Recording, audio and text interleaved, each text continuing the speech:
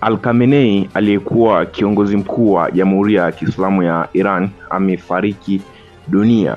Hii imethibitishwa na vyombo vya habari vya serikali ya Iran na pia ripoti za kimataifa leo Machi 1, 2026. Kifo chake kilitokea tarehe 28 Februari 2026 wakati wa shambulio la anga lilolenga makao makuu yake huko Tehran katika operesheni ya pamoja iliyofanywa na Marekani na Israel. Mwili wake ulipatikana chini ya mabaki ya jengo lake. Al-Khamenei aliteuliwa na kuwa kiongozi mkuu wa Iran tarehe 4 Juni mwaka 1989 baada ya kifo cha mwanzilishi wa Jamhuri ya Kiislamu Ayatollah Ruhollah Khomeini aliongoza mapinduzi ya Irani mwaka 1979.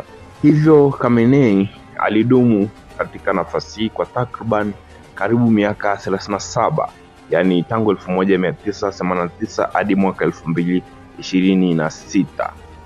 Historia ya utawala wake, alikuwa kiongozi mwenye mamlaka makubwa zaidi nchini Iran, akitawala serikali, jeshi, njia za usalama na sera za nje zaidi ya hata rais wa nchi. Utawala wake uliambatana na siasa kali dhidi ya Marekani na Israel na mashinikizo makubwa ya ndani pamoja na mapinduzi na ghasia za umma dhidi ya utawala wa theokrasia wa Iran. Serikali ya Irani imezindua siku 40 za maombolezo baada ya kifo chake. Hii ni Palanjo TV, usiache kusubscribe.